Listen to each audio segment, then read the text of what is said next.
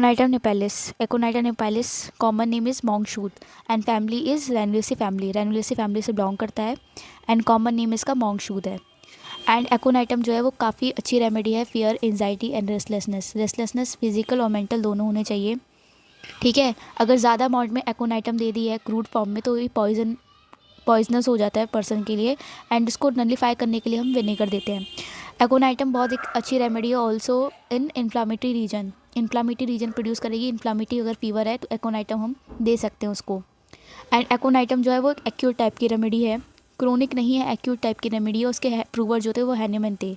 Hahnemann ने इसका whole plant लिया था ड्यूरिंग ड्रग प्रूविंग. तो एक्ोनाइटम ने पहले इसको प्रिपेयर करते समय, इसका ड्रग प्रिपेयर करते समय हमने होल प्लांट लिया था. सबसे पहले हम कॉन्स्टिट्यूशन देखेंगे. कॉन्स्टिट्यूशन कहता है कि is generally indicated in acute और रिसेंट केसेस. ये जो है एक्ोनाइटम निपेलिस जो एक्यूट और रिसेंट केसेस होते हैं उनके लिए हम देते हैं. Occurring in young person.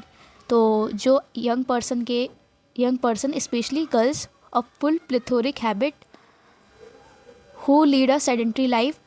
ठीक है, तो हम ये जो है एक जनरली एक्यूट रेमेडी है जो कि रिसेंट केसेस में देते हैं. जैसे कि यंग पर्सन के अंदर, यंग पर्सन कौन, जो कि स्पेशली गर्ल्स जो कि फुल प्लेथोरिक रहेंगी लेकिन वो सेडेंट्री लाइफस्टाइल उनकी यानी कि आलसी टाइप की रहेंगी. वो कोई भी काम नहीं करेगी, कोई भी फिजिकल वर्क नहीं करती. वो लोग सेडेंट्री लाइफस्टाइल में आ जाते हैं. And person easily affected by atmospheric changes. और जो भी पर्सन है वो ईजिली अफेक्टेड हो जाता है. एटमॉस्फेरिक चेंजेस जो भी होते हैं बाहर उससे ईजिली अफेक्टेड हो जाता है. And dark hair and eye. इसका कॉन्स्टिट्यूशन बता रखा है कि उस पर्सन का डार्क हेयर एंड आई रहेगी. रिजिड मस्कुलर फाइबर रहेगा. तो कॉन्स्टिट्यूशन बोल रहा है कि जनरली इंडिकेटेड इन एक्यूट और recent cases occurring in young person specially girls of a full plethoric habit who lead a sedentary life. ठीक है, जो कि फिजिकली वर्क नहीं करती हैं. Person easily affected by atmospheric changes. And dark hair होता है, आइज़ होती हैं, डार्क हेयर एंड आइज़ होती हैं उनकी. Rigid muscular fibre. मेंटल्स में आ जाते हैं. तो मेंटल में बता रखा है मेंटल जर्नल्स में कि great fear and anxiety of mind. यहाँ पे 3+ सिम्टम्स बता रखा है कि एक्ोनाइटम का सबसे +3 सिम्टम्स है कि उसको great fear and anxiety of mind रहेगा. ठीक है, उसको काफ़ी ज़्यादा टेंशन रहेगी, फियर रहेगा, एंजाइटी रहेगी उसके माइंड में. With great nervousness. ठीक है, एक्साइटेबिलिटी. तो उसको ग्रेट नर्वसनेस महसूस होगी क्योंकि इसके दिमाग में जो है वो काफ़ी फियर है, एंजाइटी है, तो वो नर्वस रहेगा हमेशा पर्सन. एंड एक्साइटेबिलिटी देखने को मिलेगी. Afraid to go out. बाहर जाने से भी वो डरेगा क्योंकि इसको फियर है. To go into crowd where there is any excitement or many people. वो बाहर जाने से डरेगा जहाँ पे बहुत सारे लोग रहते हैं. ठीक है, to cross the street. Even वो स्ट्रीट को क्रॉस करते समय भी उसको फियर और एंजाइटी महसूस होगी बिकॉज इस पर्सन को काफ़ी ज़्यादा नर्वसनेस होती है काफ़ी लोगों में. तो अफ्रेड कर जाता है. Even afraid to go out into a crowd places where many people, है ना, to cross the street.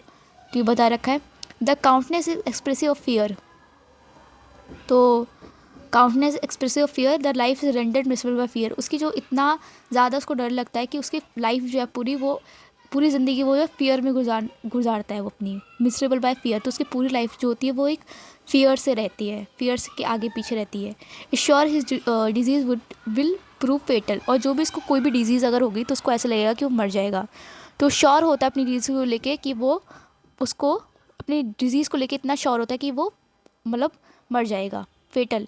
Predict a day he will die. और इवन ये इसमें एक पिक्युलर सिम्टम है कि ये अपना डे भी निकाल लेता है किस दिन ये मरने वाला है. तो predict a day he will die.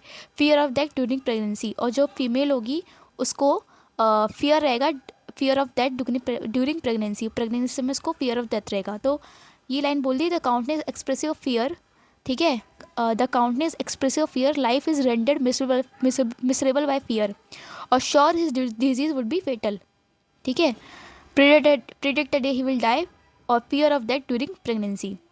फिर है third point, restlessness. Anxious does everything in a great hazard. तो रेस्टलेसनेस रहेगा पेशेंट. ठीक है, एंक्शस टाइप करेगा, रेस्टलेसनेस टाइप करेगा एंड कुछ भी काम करेगा ग्रेट हैजर्ड में करेगा. Does everything in a great hazard and must change position often. और बार बार अपनी पोजीशन जो है चेंज करता रहेगा क्योंकि वो रेस्टलेसनेस है, एंक्शस है. ठीक है, एवरीथिंग स्टैडस हिम. सब कुछ उसे डरा देती है. जब इसके आसपास कुछ भी हो रहा है तो वो फियर, एक प्रकार का इतना फियर है उसके अंदर कि everything starts him. And Hahnemann says whenever aconite chosen, ठीक है, होम्योपैथिकली, तो यू मस्ट अबव ऑल, ठीक है, अब observe the moral symptoms and be careful that it close resemble them, the anguish of mind and body, the restlessness that is quite not to be allay. तो Hahnemann ने बोला कि जब भी एकोनाइट आप दो किसी पर्सन को, जब आप चूज़ करते समय हमेशा ये ध्यान रखो कि जो भी आप उस पर्सन के अंदर ये सारे सिम्टम हो, ठीक है, उसका फियर हो, मिसरेबल फियर हो, उसकी एनजाइटी फियर, ये +3 मार्क सिम्टम हो, ये सब चीज़ें जो बता रखी वो सारी चीज़ें हों। And observe the moral symptoms, और मोरल सिम्टम्स को भी ऑब्जर्व करो। एंड ये सब देखो कि वो रेमेडी उस पर्सन के साथ क्लोज रिजेंबल कर रही हो, ठीक है। Anguish, the anguish of mind and body, जो माइंड और बॉडी में जो एंग्विश है वो भी रिजेंबल करे इवन, ठीक है। और रेस्टलेसनेस उसको फील हो, ठीक है, रेस्टलेसनेस 24 घंटा, वो रेस्टलेसनेस फिजिकल मेंटल दोनों रेस्टलेसनेस यहाँ पे बोले गए हैं। And disquiet not to be allow, और उसमें से अगर कुछ भी अगर डिस्क्वायर मतलब कुछ भी अलग नज़र आ रहा है तो फिर मत दो इस रेमेडी को, ठीक है। The mental anxiety worry fear accompany the most travel element, तो mental anxiety worry fear accompany the most travel element, छोटी छोटी बीमारी से भी, छोटे छोटे एलिमेंट से भी उसको जो है फियर होने लग जाता है, ठीक है, वरी एनजाइटी। तो this mental anxiety worry fear accompany the most travel element, तो बहुत छोटी छोटी बात से भी उसको एनजाइटी वरी फियर होने लग जाती है, ठीक है, माइंड में। And music is unbearable make her sad, तो म्यूज़िक जो है वो उसको अनबेरेबल है, असहनीय उसके लिए, ठीक है, उसको सैड बना देती है। यहाँ पे सेम सिम्टम जो है वो सबाइनम में है एंड ड्यूरिंग मेंसेस नेटम कार में। तो music is unbearable make her sad किस किस रेमेडी में है, म्यूज़िक से किस किस रेमेडी में प्रॉब्लम है, सबाइनम, नेट्रम कार्ब एंड एकोनाइटम। एकोनाइटम और सबाइनम में सेम सिम्टम है कि music is unbearable make her sad, लेकिन नेट्रम कार्ब में है कि ड्यूरिंग मेंसेस उसको म्यूज़िक से प्रॉब्लम होगी, अदरवाइज़ वो ठीक रहती है, ठीक है। फिर फिजिकल जर्नल्स देखते हैं। फिजिकल जर्नल्स बोल रहा है कि complain caused by exposure to dry cold air, जो कंप्लेंट्स आती हैं वो ड्राई कोल्ड एयर के एक्सपोजर से आती हैं, ठीक है, ड्राई कोल्ड एयर के एक्सपोजर से आ रही है उसको कंप्लेंट। एंड ड्राई नॉर्थ और वेस्ट विंड, जो ड्राई जहाँ पे प्रूविंग करी गई थी वहाँ पे नॉर्थ और वेस्ट विंड थी, ठीक है, मान लो, तो वहाँ की बात कर रहा है कि वहाँ से जो ड्राई नॉर्थ और वेस्ट विंड आती थी, ठीक है, वो कोल्ड एयर होती थी, तो उनकी वजह से उसको कंप्लेंट आती थी। And basically exposure to drop of cold air, तो ड्राफ्ट ऑफ कोल्ड एयर, जो कोल्ड एयर से उसको बेसिकली प्रॉब्लम है, इतना कहने का मतलब है। वायलेंस पर्सपायरेशन, तो exposure to dry cold air, dry north और west wind, exposure to draught of cold air violence perspiration, जब उसको पसीना आएगा और उसको जब उसको पसीना आ रहा है और जब उसको ठंडी लग जाती है, ठंडी हवा चलती है, तो उससे उसको अलाइनमेंट है, ठीक है, कंप्लेंट है, ठीक है। और बैड इफेक्ट ऑफ चेक्ड पर्सपायरेशन, ठीक है, तो बैड इफेक्ट ऑफ चेक्ड पर्सपायरेशन, मान लो पर्सपायरेशन उसको आ रही हो एंड उसने रोक दिया हो किसी कारणवश की, वो किसी को किसी को स्वेटिंग हो रही है एंड वो जाके किसी भी किसी भी एयर में बैठ गया या फिर किसी भी हवा उसको लग गई, इसका मतलब उसका पर्सपायरेशन रोक दिया गया है, ठीक है, किसी भी एसी में जाके वो बैठ गया है, ठीक है, तो वो जो स्वेटिंग उसकी रुक चुकी है उसकी वजह से उसे बैड इफेक्ट आएंगे, ठीक है। फॉर द कंजक्टिव स्टेज यानी कि एक प्रकार की इन्फ्लामेशन होती है, जहाँ पे इन्फ्लामेशन पूरे टाइप का नहीं होता बट वो पूरा से फुलनेस आ जाती है, जहाँ पे इन्फ्लामेशन होना होता है वहाँ पे पूरे फुलनेस आ जाती है पूरी तरीके से, तो उसको कंजक्टिव स्टेज कहते हैं। तो congestive stage of inflammation before localisation take place, localisation take place मतलब पहले लोकलाइजेशन होने से पहले ही जहाँ पे एक कंजक्टिव स्टेज बनती है जहाँ पे इन्फ्लामेशन हो रहा होता है, तो वह उसके लिए काफ़ी बेटर रेमेडी है। तो for the congestive stage of inflammation before localisation take place. And pain कैसा है, यहाँ पे पेन की बात बताइए कि pain is are intolerable, pain कैसा इंटॉलरेबल है। And they drive him crazy, इसको जो है एकदम पागल बना देती है, they drive him crazy, he became very restlessness at night. और इस मतलब बता रखा है कि नाइट में उसको एग्रीवेशन है, पेन कैसा इंटॉलरेबल है, उसको ड्राइव हिम क्रेजी पागल बना देता है, but he became very restlessness, वो तो हम जानते हैं कि पेशेंट काफ़ी रेस्टलेसनेस है क्योंकि इंटॉलरेबल पेन है, बट वो नाइट में ज़्यादा एग्रीवेट होता है। फीमेल बताती है कि फीमेल रिप्रोडक्टिव सिस्टम में क्या कंप्लेंट है कि एमेनोरिया, ठीक है, मेंसेस नहीं आती यानी कि, तो मेंसेस ना आना, एक एमोनेरिया बोलते हैं हम इसको, ठीक है। तो एमोनेरिया इन प्लेथोरिक यंग गर्ल्स, ठीक है, एमेनोरिया जो प्लेथोरिक यंग गर्ल्स होती हैं उसमें एब्सेंस ऑफ मेंसेस देखा गया है आफ्टर फ्राइट। फ्राइट यानी कि कोई भी शॉक या फिर मेंटल फियर, इस प्रकार का आफ्टर फ्राइट जो है उसको एमेनोरिया की प्रॉब्लम आएगी। To prevent suppression of menses, ठीक है, सप्रेशन ऑफ मेंसेस। तो दो चीज़ें हैं कि सप्रेशन ऑफ मेंसेस, मेंसेस को रोकने के लिए, और आफ्टर फ्राइट, फ्राइट यानी कोई भी शॉक किया मेंटल फियर उसको आ गया तो उसकी वजह से अमोनोरिया देखा गया प्लेथोरिक यंग गर्ल्स के अंदर। रेस्पिरेटरी सिस्टम की बात करें तो रेस्पिरेटरी सिस्टम में कफ है, क्रूप है, ठीक है। कफ कैसा है, क्रूप टाइप का, कफ क्रूप टाइप है। ड्राई है कफ और हॉर्स टाइप का है, मतलब जो आवाज़ आती है कफ की वो हॉर्स टाइप की होती है। सफोकेटिंग है, ठीक है, अच्छे सांस नहीं ले पा रहा, सफोकेटिंग टाइप का कफिंग है। एंड लाउड है, रफ है, क्रॉकिंग है। क्रॉकिंग यानी कि एक प्रकार की मेढक जैसी जैसी आवाज़ आती है तो उसको बोलते हैं क्रॉकिंग। हार्ड है, रिंगिंग है, विस्लिंग ऑन एक्सपायरेशन। ये यहाँ पे सिम्टम्स काफ़ी इंपॉर्टेंट है कि कफ जो है वो विस्लिंग साउंड कब प्रोड्यूस कर रहा है, ऑन एक्सपायरेशन, ठीक है। और कॉस्टिकम में भी सेम सिम्टम्स है कि ऑन एक्सपायरेशन कफ में जो है वो विस्लिंग साउंड प्रोड्यूस होगा, लेकिन ऑन इन्हेलेशन जो विस्लिंग साउंड प्रोड्यूस करेगा कफिंग में वो स्पॉन्जियम मेडिसिन है, ठीक है, एंड एसिटिक एसिड भी है। तो फॉर ड्राई और कफ किससे हो रहा है, फ्रॉम ड्राई कोल्ड विंड और ड्राफ्ट ऑफ एयर, तो उसको ड्राई या फिर कोल्ड विंड और ड्राफ्ट ऑफ एयर की वजह से उसको कफ आ रहा है। क्रूप, कफ कैसा रहा, क्रूप टाइप का, कफ क्रूप ड्राई और हॉर्स, सफोकेटिंग, लाउड है, रफ है, क्रॉकिंग है, हार्ड है, रिंगिंग है, विस्लिंग ऑन एक्सपायरेशन। कॉस्टिका में भी सेम सिनेरियो देखने को मिल रहा है, बट ऑन इनहेलेशन जब विस्लिंग देखने को मिले तो स्पॉन्जियम और एसिटिक एसिड देना है, ठीक है। नर्वस सिस्टम में बोल रखा है on rising from recumbent position the red face become deathly pale. जैसे पर्सन स्ट्रेट या रिकमेंड यानी कि स्ट्रेट पोजीशन में, यानी कि एकदम जैसे बैठा हुआ लेटा हुआ है तो एकदम उठेगा, ठीक है, स्ट्रेट पोजीशन में, तो उसका जो रेड फेस था वो डेथली पेल हो चुका है। और ही बिकेम फेंट, ठीक है, वो गिर जाए, वो उसको चक्कर भी आ सकते हैं। और ग्रिडी एंड फॉल्स, ठीक है, उसको फेंट, तो मतलब on rising from recumbent position that red face become deathly pale, ठीक है। रिकमेंड यानी कि स्ट्रेट पोजीशन ही है, और जो वो रेड फेस है वो डेथली पेल हो जाएगा, और वो जो है बिकम फेंट और ग्रिडी एंड फॉल्स, ठीक है।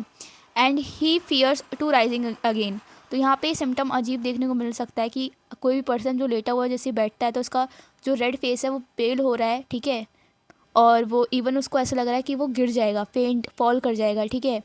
और उसको दोबारा फियर आएगा क्योंकि इस मेडिसिन में फियर इसको है ड्यूरिंग प्रेगनेंसी, ठीक है, हर समय उसको फियर रहता है। तो इसमें यहाँ पे भी एक और देखने को मिला कि इसको दोबारा फियर होता है कि वो दोबारा अगर राइस करेगा तो दोबारा ऐसे गिर जाएगा, ठीक है, उसका फेस जो है वो रेड से पेल हो जाएगा एंड वो दोबारा गिर जाएगा, तो उसको फियर होता है कि कहीं दोबारा मेरे साथ ऐसा ना हो जाए। तो and he fear to rising again, ठीक है, often accompanied by vanishing of sight and unconsciousness, ठीक है, और उसको उसके आंखों के सामने जो है ब्लाइंडनेस एकदम छा जाएगा, ठीक है। तो often accompanied by vanishing of sight, तो उसको आंखों से धुंधला धुंधला देखने को मिलेगा, ब्लाइंडनेस हो जाएगा एंड अनकॉन्शियसनेस स्टेट में चला जाएगा, ठीक है, उसको पता नहीं होगा कि इसके साथ क्या हो रहा है। फिर है कन्वर्जेंस, कन्वर्जेंस देखने को मिलता है, कन्वर्जेंस, ठीक है, कन्वर्जेंस किस में देखने को मिलता है, कन्वर्जेंस इट्स टाइप फिट्स, ठीक है। कन्वर्जेंस है टीथिंग चिल्ड्रंस के अंदर, ठीक है, जो टीथिंग चिल्ड्रंस होते हैं उनमें जो है कन्वर्जेंस देखने को मिल रहे हैं यहाँ पे। कैसा टाइप का, heat, jerk and twitches of single muscles, जो एक सिंगल मसल है, ठीक है, उसमें खाली एक सिंगल मसल्स में ट्विचेस देखने मिलते हैं, ठीक है, जो कि एक सॉफ्ट सडन मूवमेंट टाइप का होता है। तो ट्विचेस उसको बोलते हैं सॉफ्ट सडन मूवमेंट टाइप का, ठीक है। तो ट्विचेस ऑफ सिंगल मसल्स, और हीट है, जर्क्स यानी कि रैपिड सडन मूवमेंट जिसे बोलते हैं, तो एक रैपिडिटी सडन मूवमेंट तो उसको जर्क्स बोलते हैं। तो heat, jerks and twitches of single muscles. और उसमें क्या करते हैं, कन्वर्जेंस के समय जो है चाइल्ड ग्नोज हिट्स फीट्स, तो हाथ मतलब जो मुंह में हाथ डालना उसको ग्नोज हिट्स फीट, ठीक है, तो बच्चा जो है अपने हाथ जो अपने मुंह में डालने लग जाएगा। एंड फ्रिट्स यानी कि हाईली इरिटेबल चाइल्ड होता है, एंड स्क्रीम, तो हाईली इरिटेबल चाइल्ड है तो स्क्रीम करेगा। एंड उस समय जो है कन्वर्जन के समय सेम बता रखा है कि स्किन हॉट है एंड ड्राई है, ठीक है, और उसको हाई फीवर होते हैं, ठीक है। तो skin hot and dry and even high fevers को देखने मिलते हैं। तो conversion of teething childrens, heat, jerks and twitchings of single muscles, child's gnaw its fists, है ना, and scream, skin hot and dry और हाई फीवर। फीवर कैसा है, फीवर जो है, फीवर है सडन ऑनसेट आता है फीवर इसमें, ठीक है। हाई ग्रेड का फीवर आएगा और सडन आएगा, ठीक है। एक्यूट रेमेडी है तो फीवर भी सडन आता है। स्किन जो है वो ड्राई रहेगी एंड हॉट रहेगी, ठीक है। स्किन ड्राई एंड हॉट रहेगी ड्यूरिंग फीवर। फेस जो है वो रेड रहता है और पेल होता है, ठीक है। और रेड और पेल अल्टरनेटिवली चेंज होता रहता है। तो पहले फेस रेड था, फिर पेल हुआ एंड दोबारा रेड हो गया, ठीक है। तो अल्टरनेटली चेंज करता रहता है। And burning thrust for large quantity of cold water. तो उसको फीवर है, फीवर सडन ऑनसेट आया, हाई ग्रेड फीवर आया, ड्राई और हॉट स्किन हो गई इसकी, फेस उसका रेड पेल जो है अल्टरनेटली चेंज होता रह रहा है। और उसको थ्रस्ट कैसी है, एकदम बर्निंग टाइप की, large quantity of cold water चाहिए इसको। तो इंटेंस नर्वसनेस, ठीक है, इंटेंस नर्वसनेस और रेस्टलेसनेस देखने को मिल रहा है। और टॉजिंग अबाउट इट्स अगेनी यानी कि एंग्जाइटी एक प्रकार की, जो एंग्शियसनेस एंग्जाइटी होती है तो उस अग्नि बोलते हैं, तो ठीक है। तो बार बार उसको वो मतलब एंजाइटी रहेगी। तो इंटेंस नर्वसनेस रेस्टलेसनेस देखने को मिल रहा है। And tossing about its agony and become intolerable toward evening and going to sleep. तो जैसे ही सोने जाता है ऑन गोइंग टू स्लीप, तो और इवनिंग के टूवर्ड्स जो है वो इनटॉलरेबल हो जाता है ये चीज़ें, ठीक है। फीवर की कंडीशन या रेस्टलेसनेस की कंडीशन या फिर आप मान लो नर्वसनेस की कंडीशन, ठीक है। तो फिर aconite should never be given simple to control the fever. तो एकोनाइट कब तभी नहीं देना है कि अगर आपको सिंपल कंट्रोल करना है फीवर को। अगर सडन ऑनसेट फीवर आया, ठीक है, तो आपने सोचा कि मैं एकोनाइट दे दूंगा, तो वो चीज़ नहीं करनी है। तो aconite should never be given simply to control the fever, never alternate with other drugs. तो अगर आपको कोई और ड्रग्स यूज़ कर मतलब वहाँ पे जानी चाहिए और आप एकोनाइट दे देते हो, ठीक है, या फिर एकोनाइट देनी थी आपने कोई और ड्रग दे दी, तो वो भी मतलब ठीक नहीं है। तो never alternate with other drugs for that purpose. If it is a case of required aconite, अगर वो एकोनाइट का केस है तो no other drug is needed, को तो किसी और ड्रग की हमें ज़रूरत नहीं है। एकोनाइट विल क्योर द केस, तो खाली एकोनाइट ही क्योर कर पाएगा उस केस को, unless indicated by the exciting cause, ठीक है। Unless indicated by the exciting cause is nearly always injurious in first stage of typhoid fever. Always, ठीक है, always injurious in first stage of typhoid fever. जो first stage of typhoid fever होता है, अगर आप उसमें एकोनाइट दे रहे हो तो काफ़ी ज़्यादा इंजीरियस है, ठीक है। अगर आपको एक्साइटिंग कॉज ना पता हो, unless indicated by the exciting cause. तो जब एक्साइटिंग कॉज ना पता हो, नहीं पता हो, इंडिकेटेड ना हो, तो इंजीरियस है first stage of typhoid fever में, ठीक है। Sensation as if cold wave passing through him during fever. और उसको ऐसा लगता रहता है कि उसके जो है उसके कान के पास से जो है वो कोल्ड वेव्स जा रही हैं, ठीक है। उसको सेंसेशन फील होती है कि कोल्ड वेव पास कर रही हैं, ठीक है, उसके ड्यूरिंग फीवर। जब फीवर ही कंडीशन बोल रखा है कि कोल्ड वेव पास कर रही होती हैं उसके आसपास, ठीक है। तो उसको सेंसेशन कैसा फील होता है, as if cold wave passing through him during fever. ये एक सिम्टम है जो कि इस एलन में दे रखा, बट ये एक और सिम्टम है, तो you can note down it. And modalities पे आते हैं। मोडालिटीज़ में बोल रखा है इसको एग्रीवेशन कब है, कि जब वो रात में सोने जाता है तो उसको एग्रीवेशन बढ़ने लग जाता है। तो इवनिंग में नाइट में एग्रीवेशन देखने को मिलेगा, ठीक है। एंड पेन जो है वो इनटॉलरेबल होता है और इनसपोर्टेबल होता है।